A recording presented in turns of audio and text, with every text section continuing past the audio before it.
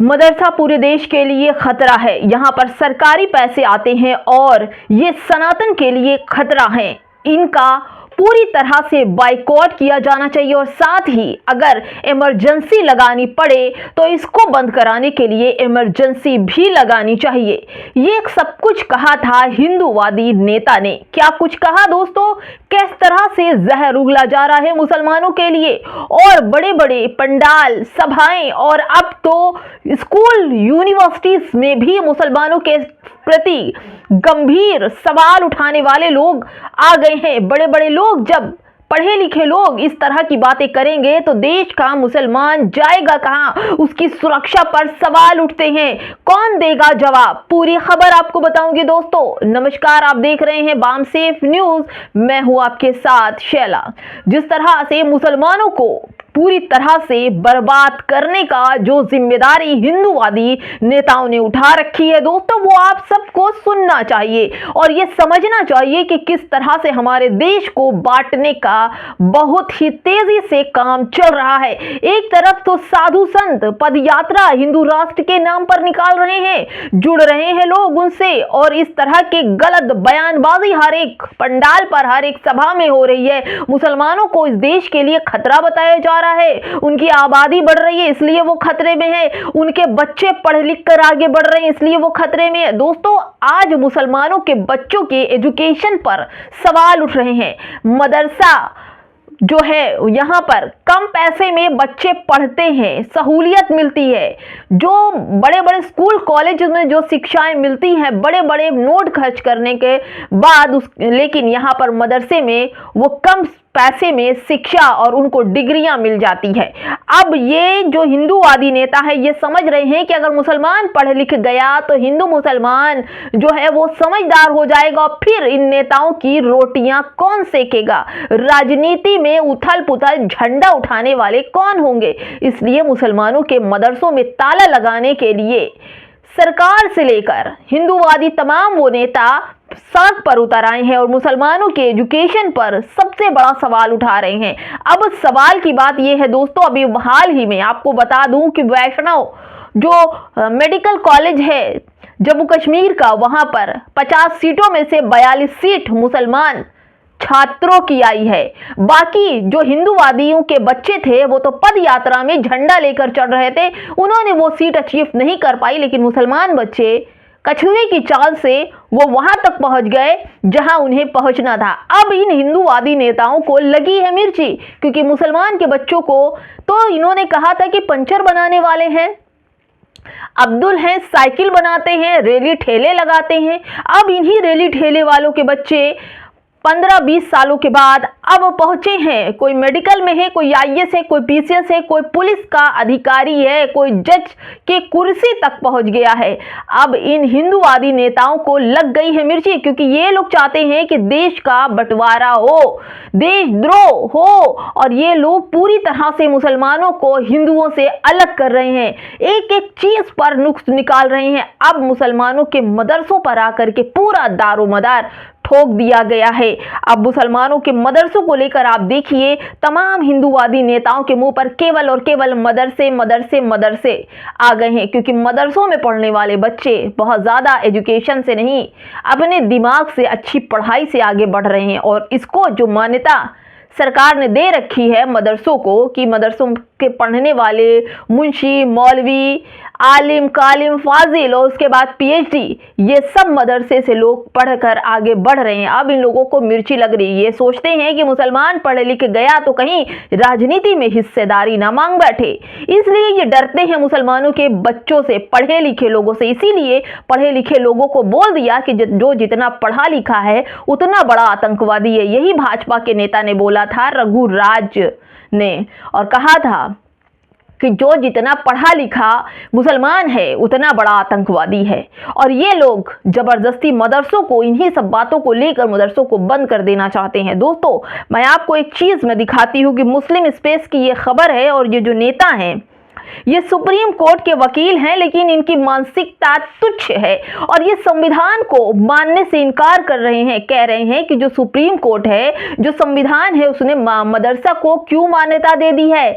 मदरसे को मान्यता देने के बाद जो हाफिज हैं, जो टीचर हैं, उनकी सरकारी तनख्वाह है, ये सब बंद करना चाहिए, क्योंकि मदरसे से जो पढ़ रहे हैं वो सीधे उन्हें आतंकवाद से जोड़ा जा रहा है, सीधे उन्हें धर्मांतरण मुद्दे से जोड़ा जा रहा है, सीधे उन्हें लव जिहाद और लैंड जिहाद से जोड़ा जा रहा है। और ये कह रहे हैं कि ये मदरसे बंद होने चाहिए। किसने, सुप्रीम कोर्ट के कौन से जज ने इन्हें अथॉरिटी दे दी चलाने के लिए, मदरसा चलाने के लिए, और यहाँ पर पढ़ने वालों को अथॉरिटी दे दी और उनको सरकारी मुआवजा भी मिल रहा है। ये सब गलत है और सरकार से ये गुहार लगा रहे हैं कि इन मदरसों पर बैंड लगना चाहिए। और साथ ही साथ उन्होंने ये बोला, चढ़ा दिया, मतलब इस जगह पर जहां पर अच्छी शिक्षा देनी चाहिए थे, रोजगार की बात करनी चाहिए थे, यहां पर इस हिंदूवादी नेता ने वहां पर बैठे तमाम लोगों को मुसलमानों के खिलाफ भड़काया है, विवादित बयान दिया है, मुसलमानों को सीधे आतंकवाद से जोड़ा, मुसलमान की एजुकेशन, उनके जमीन जायदाद हर पर ऑब्जेक्शन लगाया है और कहा है कि इन पर एक मतलब हर चीज ठोप देनी चाहिए और इनके मदरसे बंद कर देने चाहिए और इमरजेंसी लगा देनी चाहिए, साल 2 साल इमरजेंसी लगा देनी चाहिए ताकि इनका बल कम हो जाए। दोस्तों, मैं आपसे पूछती हूँ, 98% हिंदू समाज के लोग हैं और 2% केवल मुस्लिम हैं, उसको इन लोगों को इतनी जलन, क्योंकि ये 2% मुसलमान लड़ता नहीं है, किसी भी तरह से किसी भी धर्म जाति को बुरा नहीं कहता है, न ही हिंदू मुसलमान मुद्दे पर लड़ाई करता, ना वो अपनी दुकान हिंदुओं से अलग कर रहा है, ना उनके घर को अपने आप से अलग कर रहा है, क्योंकि ये इस्लामिक सभ्यता नहीं है। इस्लाम कहता है कि आपसे अगर 2 शब्द कोई मोहब्बत से बोल दे तो आप उसके लिए जान हाजिर कर लें। यही मंदिर और मदरसों की बात उत्तर प्रदेश के प्रयागराज में हुई थी। कुंभ लगा था, मुसलमानों को उस कुंभ में एंट्री नहीं थी। जो भी मुसलमान बॉर्डर पर भी, कुंभ के बॉर्डर पर दुकान लगा रहा था, वो मार खा रहा था, बुरी तरह मार खाया जा रहा था, पुलिस केस हो रहा था। लेकिन जिस वक्त उत्तर प्रदेश में इलाहाबाद प्रयागराज में कुंभ मेले में भगदड़ मची, लोग कुचले गए, भागने के लिए रास्ता नहीं था, लोग घबरा रहे थे, बाहर से आए हुए थे, रो रहे थे। इन्हीं मुसलमान भाइयों ने अपने घर के दरवाजे खोले थे, इन्हीं मदरसे के दरवाजे खोल दिए थे, इन्हीं मस्जिदों के दरवाजे खोल दिए थे और कि अपने हिंदू भाइयों की सेवा कर सके। मुसलमानों ने अपने घर की रोटी बनाई हुई ला करके इनके मुंह में खिलाई थी, इनके पैर दबाए थे, इनको बाम लगाया था, इनके तेल लगाया था पैरों में, महिलाओं को अपने घर में रखा, तकिया चादर दी कि हमारे हिंदू भाई तीर्थ यात्रा में आए हैं। इनके साथ इतना बड़ा काम हो गया, जो जिन ऋषियों, जिन आश्रमों का दरवाजा खुल जाना चाहिए था जब लोग वहां पर फंसे थे, तो किसी भी ऋषि ने, किसी भी जो बोलते हैं नहीं कि आश्रम के जो मंडलेश्वर थे, उन लोगों ने अपने घरों के, अपने आश्रमों के दरवाजे बंद कर दिए थे ताकि ये गरीब जो हिंदू हैं, जो कुचल रहे हैं, पैरों के नीचे कुचल रहे हैं, वो भाग कर अगर इनके आश्रम में आ जाते तो कुछ लोगों की जान बच जाती। लेकिन इन लोगों ने दरवाजे नहीं खोले, गेट नहीं खोले। उन्हीं मुसलमानों ने मदरसे के दरवाजे खोले, उन्हीं मुसलमानों ने मस्जिदों के दरवाजे खोले, उन्हीं मुसलमानों ने अपने घर के, दिलों के दरवाजे खोले, सबको अपने पास रखा। आप पूरी वीडियो उठाकर कुंभ मेले और प्रयागराज की अगर आप देख डालेंगे तो आपको ये दिखाई पड़ेगा कि जिन मेलों में सरकार ने मना कर दिया था कि मुसलमान एंट्री नहीं करेगा, मुसलमान दुकान नहीं लगाएगा, लेकिन उन्हीं रास्तों पर मुसलमानों ने अपने भाइयों के लिए दिल बिछाया, उनकी सेवा की, उनकी रक्षा की, उनको अपनी गाड़ियों पे बैठा बैठा करके स्टेशन छोड़कर आए हैं। उसका वीडियो मैंने खुद फील्ड रिपोर्टिंग की थी, मैंने अपने लोगों से बातचीत की थी, उन लोगों ने यहाँ के मुसलमानों की जो तारीफ की तो शायद ही इतिहास रच गया। लेकिन आज मुसलमानों को जिस तरह से टारगेट किया जा रहा है, मुसलमानों को मिट्टी में मिलाने की बात की जाती है, मंच से, सभाओं में, पंडालों में, आश्रमों में, यहाँ तक कि अब प्रोफेसर जो कि समझदार हैं वो भी मुसलमानों को कुचलने की बात कर रहे हैं, मारने की बात कर रहे हैं, उनके एजुकेशन, उनका घर, सब कुछ छीन लेना चाहते हैं। क्या ये विवादित बयान नहीं है? क्या सरकार इस पर एक्शन नहीं लेगी? क्या इस विवादित बयान का कोई तो असर होगा? दोस्तों, मैं आपको पूरी खबर पढ़ के सुनाती हूँ। देखिए दोस्तों, मदरसे जो नेता ने क्या कुछ कहा दोस्तों, उसको आपको सुनना चाहिए।